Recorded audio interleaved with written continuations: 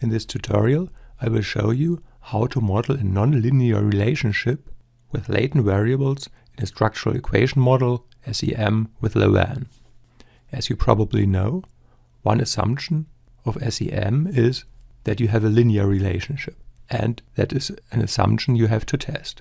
How you can test this linearity assumption, about that I have made a separate video, the link is in the description. But what happens if this assumption is violated, if you have a nonlinear relationship between your variables, which can happen? There are many different ways how to model nonlinear relationships in SEM. I'll show you one of the probably simplest way to do it. You find the reference to a journal article showing other options as well in the video description. Let's look at the data I've used to produce the tutorial. This is a simulated dataset that has the advantage that we can know what the true relationship is. So I've included the true independent variable and the true dependent variable here, and indicator variables for both constructs. First, let's look at a scatter plot of those two latent variables. And I think we can see quite clearly that this is not a linear relationship. So in this case, just running a linear model would lead to false results. So as a comparison, we start with analyzing this nonlinear relationship based on the latent variables that you wouldn't have in a real situation, but with this we get some baseline estimate for demonstration purposes.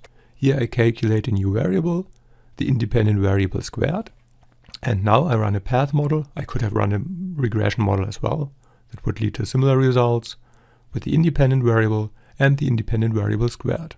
So this is more or less polynomial regression using path modeling in this case. Here are the crucial results.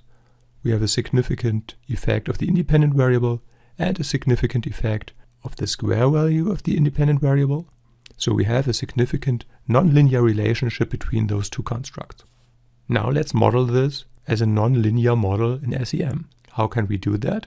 The basic idea is that we use a polynomial structural model. This we can see here. The dependent variable, the latent value of the dependent variable, is predicted by the latent independent variable and by the latent square of the independent variable. But now the crucial question is, what is the measurement model for a squared independent variable? And here the simplest approach is just to calculate the square value for each indicator variable of the independent variable. That is this code here. And the measurement model for the independent variable, just the indicators. For the square of the independent variable, the squared indicators.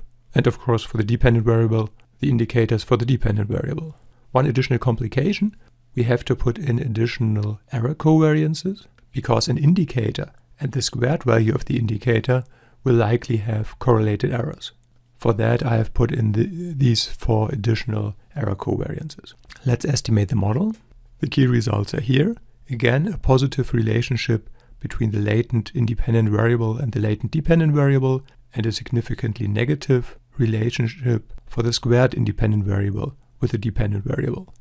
And if we compare the results, for instance, for the standardized path coefficients, we will see that the results are quite similar to the true results we got by estimating the model with the true values of the latent variables.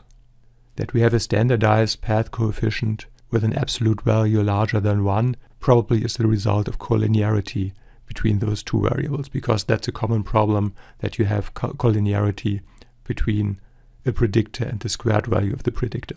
So with this quite easy approach, you can model nonlinear relationships in a structural equation model. You can find the R code to this tutorial on a web page linked in the video description. Thanks for watching.